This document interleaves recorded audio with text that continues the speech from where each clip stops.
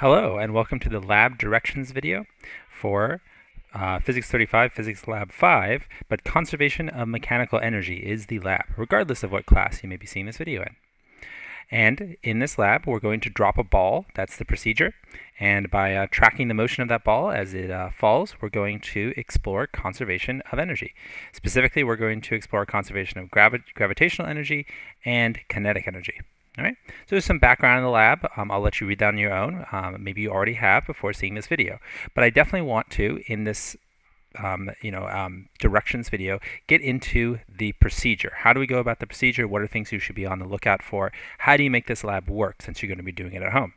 Right, so in other words, this is the accompanying directions video right here. Right, this is going to make the experimental procedure make sense to you. Okay, so first the ball drop itself. So you need a ball that has a fair amount of bounce to it. So you want to find that bouncy ball. You're going to drop it from a fairly high height, about 3 to 5 meters. You may need to do that from a second story window. You can do it off a walking bridge, but you need to find somewhere to drop it pretty high. You could climb a tree for that matter, but you want to make sure that the ground underneath is rigid, concrete, wood or something, some sort of solid ground so that the ball can have a good bounce. It will not work on dirt. It will not work on grass, okay? So that's the idea. It needs to be pretty high. I'd say higher the better, but up to a limit because you obviously don't want the ball to blow away. You also want to be aware that you don't want to do this on very windy conditions. If you're doing it outside, you want to make sure the air is relatively still as best as you can within the limitations of getting this lab done. So here we go. This is my ball drop here. This is my daughter dropping it from this second story balcony area or landing area up there. And she's going to drop the ball down, okay? And here, notice the setup, right? So I have a stopwatch that's closer to the camera. It could probably stand to be even closer than that. But again, I was just kind of filming this as an example, right? You can refine it to get the data that you need. But there's a stopwatch fairly close. And there's the ball drop. We're going to get the whole bounce visible within the video. Furthermore, I don't have to measure this distance. Instead, I'm just going to measure the circumference of the ball in order to calculate its diameter. That's the one measurement you need. And you'll see how we'll be able to calculate all the other measurements based on that diameter using ImageJ, which is our tracking software, which is also going to be our physical scaling software in this case. Okay, so let's get to the procedure here. All right, so I should say continue with it. Okay, so at this point, you found a good place to drop the ball. You filmed the ball. You probably filmed multiple drops to get one that's nice and straight. All right, so here's an example. We're going to be dropping the ball. It's going to be in slow motion. Okay, and okay, we're going to see it fall. Any minute now, I promise. Okay. So there it goes.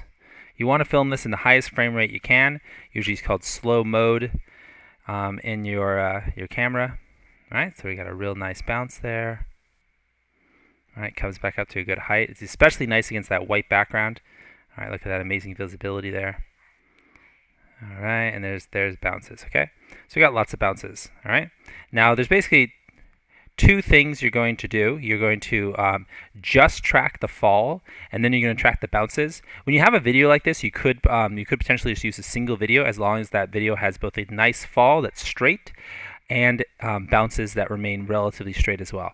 When I say straight, is you don't want much movement side to side, but most importantly, you don't want any movement towards the camera or away from the camera, because that's going to affect the parallax, which will affect our scaling, and that'll make your data just be inherently messy. Okay? All right, so let's go ahead and start doing the first step of the analysis now that we've got this video onto the computer.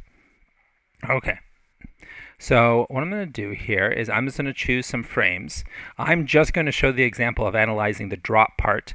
You can do part 2, which the only difference of part 2 is you're just going to take more frames and track the whole bounce as well as the drop. Or I should, I should say you track a bounce instead of a drop. Okay, and then sometimes on my computer, this may happen on yours too, VLC will simply freeze, in which case I'm just going to quit it, go back to where I have the video and just my downloads folder, open it up a second time. Okay. All right, and we'll go ahead and start it over. Just a quick restart should work, And since the way you're taking frames, if it freezes even as you're taking frames, it's not a big deal. Okay. I'll have to think if it messes with the numbering of the frames. I don't think it will, but let's hope it doesn't. All right. Looks like mine crashed again. It's a little frustrating. Let's see if we can get this to work better. Okay.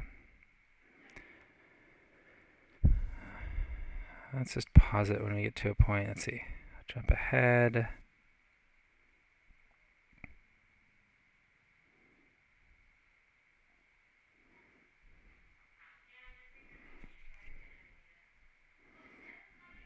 Okay. I'll go ahead and start tracking it. And actually here, I'll even track it sooner than that. We'll start tracking it right there, where it's nice and visible. Okay. All right, so let's go ahead and deal with that in just a second. I'm just going to start taking screenshots from VLC. That's really the purpose of VLC, is to get those screenshots. I went ahead and opened up a little how-to video here about how to do screenshots of shortcut keys in different operating systems. So Shift-S in Windows, Control-Alt-S in Linux, and then Command-Alt-S, which also is known as Command-Option-S on a Mac. Okay. Furthermore, you want to probably do shortcut key to advance a single frame in VLC. So if we do that, we can look that up as well. And let's see, that one is, let's see. Oh yeah, just hitting the letter E. So that one's really straightforward. So just the letter E, no multiple key command, just the letter E will advance one frame at a time. And that should prevent it from crashing as well. Okay, so, I don't know why I got so zoomed in. Oh. No, looks like I'm gonna have to start VLC again. And I just, that wasn't VLC's fault, that was just me moving too fast and changing the size of the video. All right, so let's open this one last time. Get to where we want. Okay. I'm just going to kind of again start when the ball is just passing the railing. Okay. Okay. So what I'm going to do then is I'm going to do Option Command S to just save a single frame. I've already set up the destination where those frames are going to go. Let me show you that under Preferences. Okay, so if you go to Preferences and then you go to Video, you can see that you can then put in a directory. Mine is just users, my name, downloads, and I created a folder in downloads called temp for temporary. And then I have a prefix, and then I'm going to sequentially number them, and they're all going to get saved there. Okay, so those are the settings. All right, and then let's advance a couple frames. You don't have to advance one frame at a time. In fact, you probably don't want to advance one frame at a time. You want to be paying attention to the stopwatch. So notice, look at the stopwatch here. This is actually the biggest kind of detail of the lab. Is notice that because of the kind of the frame refresh rate on computers, it's not actually going to be showing every 100th of a second. If you have a stopwatch that is digital but doesn't use a screen like this, that actually could work better. But most likely you're going to have a stopwatch like this, right, that you can just run off of your browser. So notice, right? So let's take a look at this. Right now it says 20 seconds, 98 hundredths of a second, and then continue advancing frames. And then look, and then it finally kind of took a 200th step. So we see every few frames it's going to take a step, right? And so what I want to find is the ones where it's not blurry. It's obviously not changing numbers. So this would be a bad choice because you can see that the 5 is already starting to change to a different number. There we go, right? It changed to a 6. All right, and then to an 8. So I'm just trying to find the frames that are really in the middle of that number. Okay, so 10, I say that's a good choice for 10. Okay, and then we're going to go on, and then find one kind of right in the middle of 12, so that'd be a good frame for 12 hundredths. Okay, that'd be a good frame for 13 hundredths, 15 hundredths, and so on. Okay, so it's a little subjective. It's definitely the biggest source of error in the lab, but it's a limitation of the equipment we're working with. Okay, so let's back this up a little bit. Okay, see, it really doesn't like getting backed up. That's fine. We'll make this one be our final correct run. So I'm going to go ahead and clear out the excess picture I took so I don't have one cluttering up things. All right, and I'll talk about that orientation in just a minute. But let's open this one last time. All right. All right, advance to where we want. And I'll just go ahead and take some, 15 quick frames. In order just to show the idea, I'm not going to do this super carefully.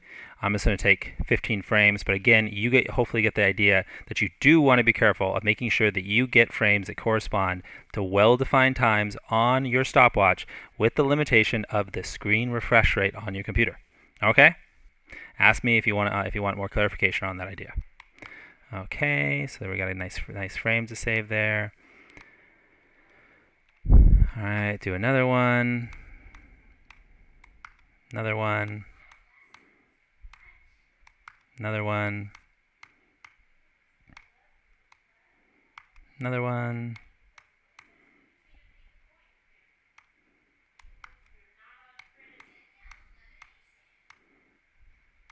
I'll skip over to one that's nice on the 3.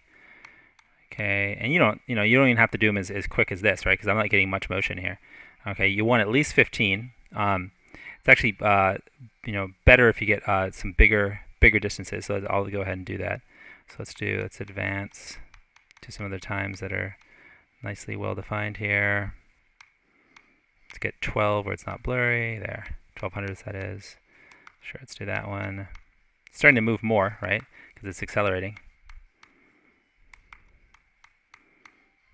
I'll go and jump forward to 2000. Let's go a little bit further. There's a good one. Another good one. Let's get something. Oh, all right. Well, we lost it, right? So, but there, at least we got a good amount of frames there. And as far as the numbering, if you have to restart it, you obviously know where you left off in terms of the stopwatch. If the automatic numbering of the files doesn't work, you can just quickly manually renumber them. After all, it's only going to be 15 files for this first procedure and only 40 for the second procedure. Okay. All right, but we're done with VLC for now. Right, we used VLC to just collect some frames. Okay, and you could do this in basically any video software. You could use kind of the built-in screen capture in your operating system rather than VLCs. Regardless, you just want to get images from the video because you have to import images into our next piece of software called ImageJ. Okay, so let's go ahead and quit that. Like I said, we're done with VLC. All right, so here are our images. Due to the orientation I filmed it at, it went ahead and kind of tilted them on the side. That may or may not happen for you. It's not a big deal. But look, we can really see, I got some nice frames that really show some motion. And it doesn't matter that they're not evenly spaced because each one has a clear timestamp that we're going to record. Okay, so there we got our nice data. So now we do the second part of the analysis. We're going to import all of this into VLC. Okay, so I've already got VLC open over here. My version is called Fiji, but Fiji is just ImageJ. They're one and the same program, but just kind of depends on the particular bundle. You can run ImageJ on Macs. It's not like Fiji is the only one that runs on Macs. I was just using Fiji for other purposes because it had more plugins. Okay, but for this version, you can use this lab, I should say, you can use any version of VLC. Okay, so let's go ahead, and now that Fiji/ImageJ is open, I'm going to go to Import. Okay. So let's do that. We go to Import. I'm going to choose the very top option, which is Image Sequence, because that's what we have. That's a sequence of images. Okay. Notice that the file type I chose for VLC was a PNG. That's definitely the right file type to choose. Kind of like high resolution, but not as giant as a TIFF file. Choose the folder. Okay. And then you go ahead and open. Okay. It's going to tell me that there's 14 images in there. I nearly hit the recommended of 15. You actually need to hit that. You need to have at least 15. It's going to sort the names numerically. They're already sorted. And I don't want to convert them to any different color sequence, and I want the full size. So basically, I can just choose the default settings and just say OK. Okay, it imports them fairly quickly. All right, and there we go. Okay, so what it's done, it's kind of funny, right? We took an image, or a video that is, turned into a series of images, and then turned the series of images back into a video. But that's what we have to do because ImageJ cannot take the video as is. It needs the image sequence. Okay. All right, just because of the encoding. And there are some plugins to get videos to import directly into ImageJ, but they're way more cumbersome and complex than just using this method of taking some images and importing them as an image sequence, because that always works. All right, cool. So we got our little kind of stop motion version here. Okay, so now what do we want to do, right? Well, we want to collect some data. Now, the first thing I want to do is find a frame where the ball is really nice and visible. I'm going to choose one that's on the white background. Okay? And what I'm going to do is I'm going to zoom in on that ball. Okay, so interesting thing about zooming in image J is wherever your cursor is, that's where it will zoom. So in other words, zoom doesn't always zoom in on the center of the image, it zooms in on the location of the cursor. So if I leave my cursor over the bar and then I do Command Z, let's see, so, it's Command plus, excuse me. So Command plus, that's the shortcut on a Mac. You can look up a shortcut on another operating system and see what it did is it zoomed in on that point. And I can do it again. All right, so Command plus a second time, and then one more time, Command plus. Okay, so you see I'm zooming in so I can really kind of see the pixels. Let's do it one more time. So ahead of time, I measured the circumference of this ball, and then I divided by 2 pi in order to get the diameter. Okay, actually I divided by pi to get the diameter, because I want the diameter, not the radius. Okay, so I measured the circumference and divided by pi to get the diameter. Now I'm going to find out what that diameter is in meters, how that corresponds to pixels in this image, because that will set a physical distance. That way I'll know exactly how far the ball is moving based on its own physical scale in the number of pixels there are that image J is reading. So how do I go about doing that? Okay, so I go to the straight line tool, all right, and I'm just going to draw a line across the diameter. You want to do this as careful as possible. You can zoom in even more than I have. Okay, then you're going to go to Analyze, and you're going to go to Set Scale. Analyze Set Scale. Okay, so it's saying that has a distance of 17.0074 pixels, and I want to say that corresponds to 0. And it was 3.5 centimeters. Okay, or 4.5. Okay, but it's again you would have carefully measured that. The best way to measure the circumference is just to wrap a string and then hold that string against a measuring tape or a ruler of some sort. Okay, so wrap a string around the midsection, the equator of the ball. Okay, the units are going to be in meters, because I converted my centimeters to meters by saying that 4.5 centimeters is 0.045 meters. And I want to make it global. Global just means this is going to apply to every one of the frames. Okay, there we go. All right, so now we've set our scale. Now this is a scaled image sequence rather than just a good old generic image sequence. All right, now it looks like that little bar is going to stay there, but if I just click away, it goes away. All right, notice I left in bar mode, and I just clicked on one of the location, and then since I only clicked once, it didn't create a new bar, it just eliminated the old one. Okay, so that's how you're going to set the scale. The next thing you're going to do is actually track the ball. Okay, and I'm going to first of all start creating an Excel where I'm going to have my data. All right, so I'm going to have one point of my data. It's just going to be location. Okay, and you want this to we want this to be height. So let's talk about how it will make that height. And we're going to have height. It's going to be in meters. Okay, and then I want my other bit of data to be actually here. Let's take this one and move it over. So Command X, Command V, and let's make this one time. It makes sense to have time over on the left. Okay, you want time to be in seconds. All right. So then we got height, and then we've got velocity. Okay.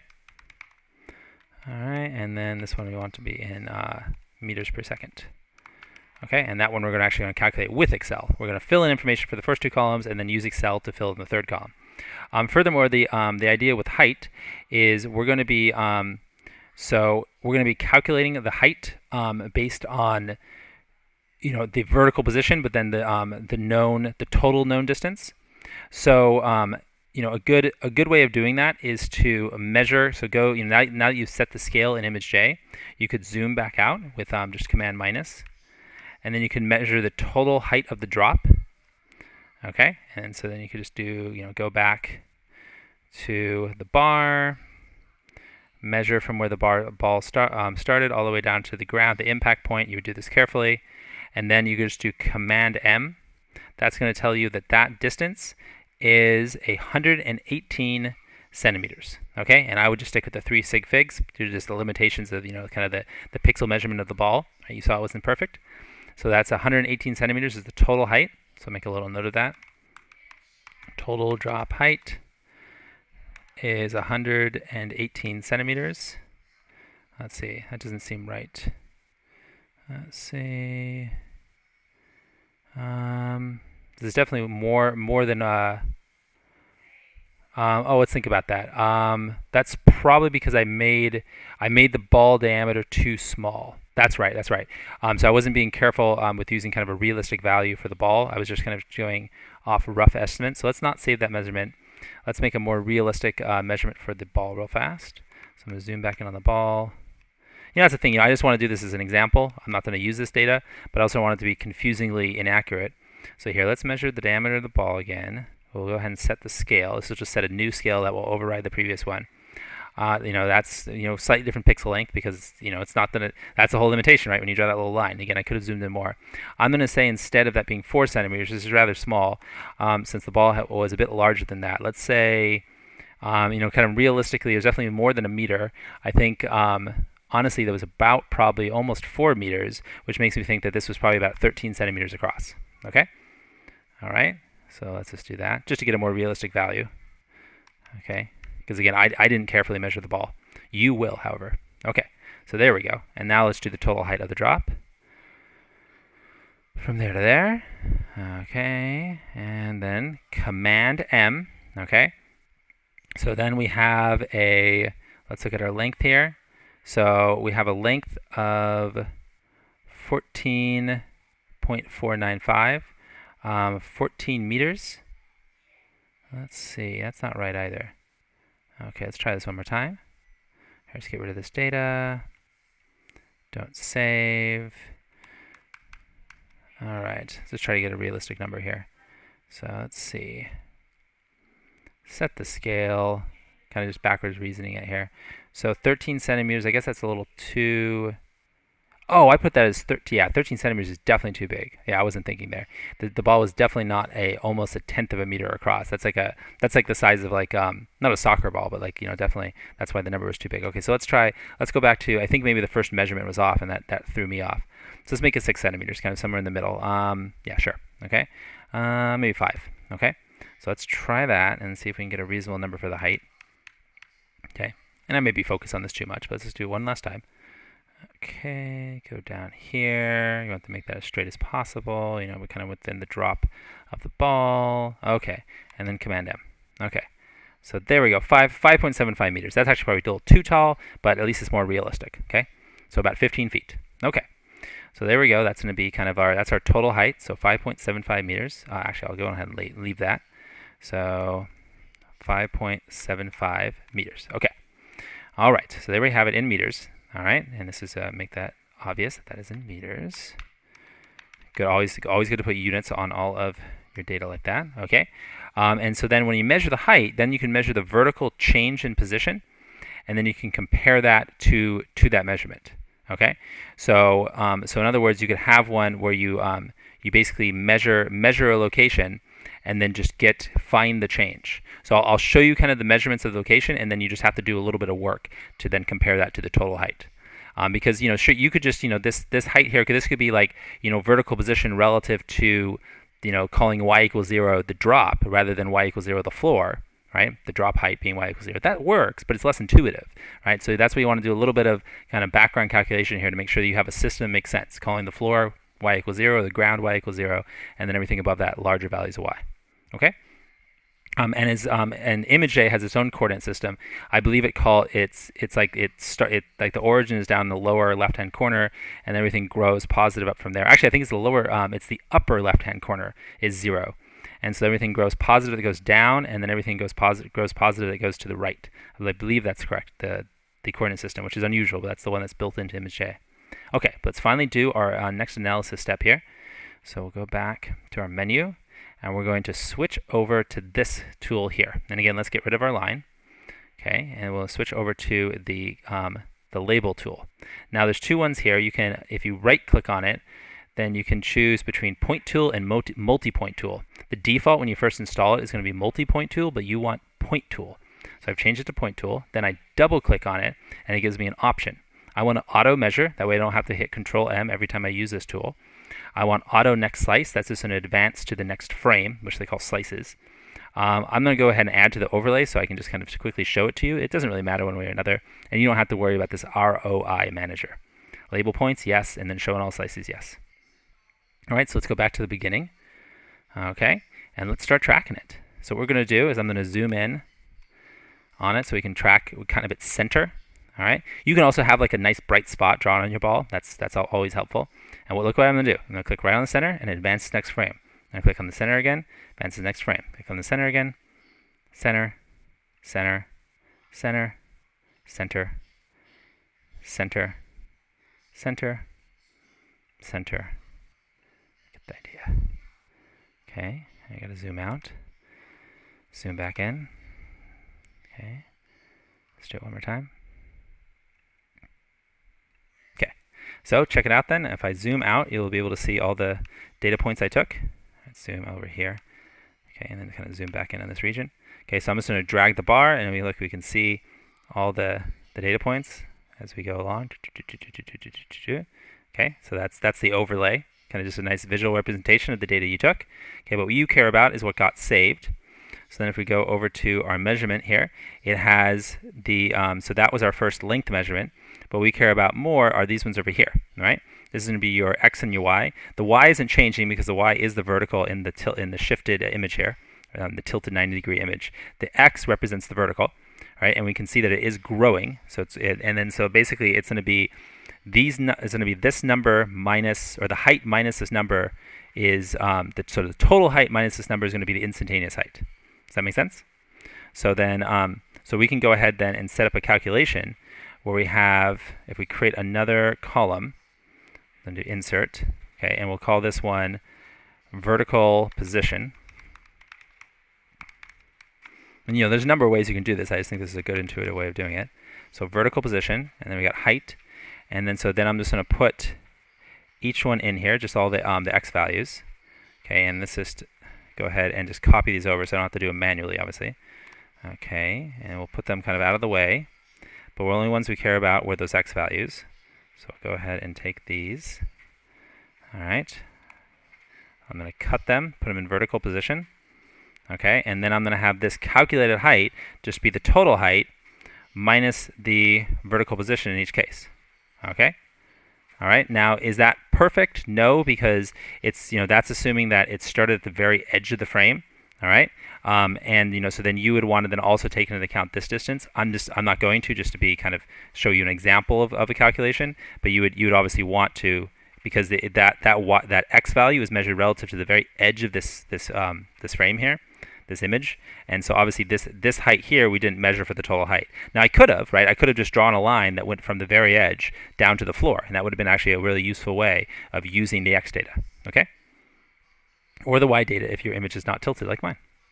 Okay, and so that's going to be the height, and then I'm just going to then take that function that are calling on those cells.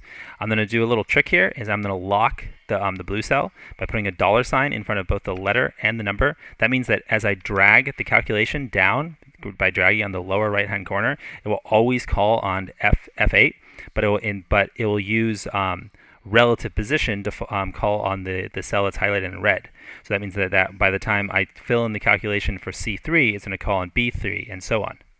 Okay, but so then we can just pull it down like this, and we can see then we actually have a good idea of it in doing height. So you notice how the B cells are changing, but then F8 is locked because you want to always subtract from that same value. Okay, so the last thing we need is some times. We're almost done here. Now, ImageDay doesn't give me the times. That's where we're just going to go to our stopwatch. Okay, so zoom in on that. Okay, and so then it doesn't, we really don't care about the difference of times. So I'm going to call this one 20. All right, that one is actually surprisingly hard to read, right? So let's see. So that one, yeah, we'll make that one 92. We'll call that one 93, and we'll call that one 95. And again, you have chosen better ones. So, and I'll just make it 0, it's just calling 20 0. So this will be 0.92. And what was the next one? 0.93, I believe. And then 0.95. Okay, so let's fill those in. Okay, 0.95. I'm going to make this so I can see both things at once. Okay. All right. See if I can, yeah, there we go. Perfect. Okay. So let's advance. The next one is 0.96. All right. Click back over to ImageJ. Advance 1, 0.98. All right, and then 1. Oops. Okay, I just did Control Z to undo that. 1. All right, 1.03. All right, and then 1.12 because I decided to do bigger steps at this point. Again, they don't have to be evenly spaced. Okay, and then let's just finish them up. 1.13. I got some close together again. 1.15, and you can see I got better at choosing ones that weren't blurry, right? So, and you can always, repeat this process. It doesn't take that long. If you feel like your first ones are too blurry, you weren't good at choosing the right frame. 1.20. All right, 1.25. Yeah, these are looking very nice. Okay, and then 1.28. All right, we're done. Okay, so let me show you how to calculate velocity, all right, in Excel. Okay, so now we are done with image J, by the way, right? So, just as we were done with VLC, we're done with image J. I could just close it, right? Maybe I want to leave it open in case I want to redo some data, but I would probably recommend leaving it open so you don't have to reopen it if you do need to reuse it. But let's focus on Excel for the last bit of these directions. So let's do our final calculation. So how do we calculate velocity? Well, velocity is change in distance over change in time. So it looked like this. Okay, so I'm going to have, just open parentheses, so I want change in distance, so it's vertical, I'll do height, okay? And I could do either one here, right? But let's think, so the heights are getting smaller, so that'll represent the negative velocities. But I guess I care kind of about, I guess I'm going to go ahead and show you the data to create energy as well. So we're going to be squaring that data anyway. I don't know, I can't make up my mind. Let's do vertical position, the raw data, right? And then we'll use height for the gravitational potential energy. Again, it doesn't matter, okay? Because the differences are the same between our calculated height or our vertical position. And it's only the difference that we care about. Okay, so I click on that cell, and then I'll subtract the other one. Okay? And then I'll divide by the time difference between those two. Okay, like so. There we go. That is average velocity over that interval, that small interval of a few frames on your high-speed camera, okay? And the big limitation there being the accuracy of the stopwatch, okay? And then you can just continue that calculation. Notice that if I continue to the bottom, it doesn't work. That's because look what it's doing. It's trying to call in these empty cells, and it doesn't give me an error, but it doesn't give me a value that makes sense. So we have to actually delete that last one. So that means we always end up, with one fewer velocity data points than position data points. Okay, that's just the nature of them. Okay, all right, and then we can go ahead and graph these. And so this is the average, and you think about this is the average velocity, kind of in the next time interval or the time interval that starts here. So in a sense, so it's like there's really kind of an argument to be made to say that this average velocity corresponds with row, so this one I have highlighted would correspond with the next row down, so row 3. It doesn't matter. You can do that. You can shift all the data down one and have the velocities correspond, or you can just throw out the last row instead. Really, since it is an average, it's both are a subjective decision. I'm just going to take this data as is, okay? But I'm going to create a couple more calculations. So let's go ahead and insert another column and insert one more column. Okay, so my other calculated columns are going to be, I think I said it was just velocity, but I remembered I need more columns, obviously. I need kinetic energy. All right, and I need gravitational energy. Well, let's call it gravitational energy. It's gravitational potential energy, and then we need total energy. Okay, that's assuming no loss to any non-mechanical energy, no heat or anything. So the kinetic energy is just going to be 0.5 times the mass. We're going to say that this thing weighed 180 grams. Okay, you just weigh that on a scale, and then times the velocity squared for that particular time interval. All right, so that's the kinetic energy, right? It's small because it wasn't moving very fast yet. And then we've got the gravitational energy. Okay, so the gravitational energy is going to be based off of height, so it's going to be mgh. So we'll use that same m value. Let's see, I used 180. Okay, so or 0.18 kilograms. Okay, so then equals 0.18 times 9.8 for the gravitational acceleration of Earth, and then times height. Here I do want to use height. Okay? All right, so that's how much gravitational potential energy there is, and then total energy is going to be the sum of these two. Okay, just the arithmetic sum. Okay? And then we can just continue each of those down. Okay, so we should see that the kinetic energy is growing. It's kind of fluctuating a lot too, right? We got some wild numbers here. All right. And again, that's definitely a limitation of the velocity. So if we look at my velocity measurements, I kind of have it. I guess it kind of starts to grow at the end, right? We can kind of see some growth here, but then I have other ones where it's kind of being miscalculated. I mean, things you could do is you could definitely take frames further apart. And I focus on just that first part of the drop, which is not what you want to do. Instead, in order to get velocity that really changes, we'd really want to include the bits of the drop that are further along. Because there's a reason that we're doing this lab with such a high height, right? And I only focus on those first couple meters of movement. So really, you want those 15 frames to be much further apart. You want some frames where it's moving faster at the bottom. That way, even though there's a lot of error in velocity measurements, you're going to clearly see a difference between the much larger motions per elapsed time at the bottom than at the top. Okay, and so that's going to give you much better data. Okay, and then ultimately you're going to graph this data. Your gravitational potential data will always be good, okay, because it's just based on height. And then total energy should remain relatively constant. It kind of won't because my velocity is jumping all over the place. But then you're going to graph kinetic energy versus time, create a graph of that, gravitational potential energy versus time, total energy versus time. And actually you want a graph that has all three on the same graph. All right, so you want to create a graph. You can look up, I'm just going to leave this to you to look up, how to add multiple data sets to a single graph in Excel. You can ask me if you want, but it's a pretty straightforward how-to of how to do that, because you want a single graph that has a horizontal axis of time, and then three different colored data sets on the vertical axis of kinetic energy, gravitational energy, and total energy. Okay. All right, well that's it. I think it's good to wrap this up. But again, do as I say, not as I did here, and include data that has much more of that overall distance, because that's the reason I'm telling you. I've done versions of this lab before, even at-home versions early in the semester at different schools, where I just had students drop the ball a couple meters or even just 1 meter, but that didn't work. Okay, so that's why you're dropping it so far. Okay, all right, and then so you really do want all of that data. Okay, well thank you so much for watching. I hope this was really helpful. I look forward to any further questions you have about this week's lab.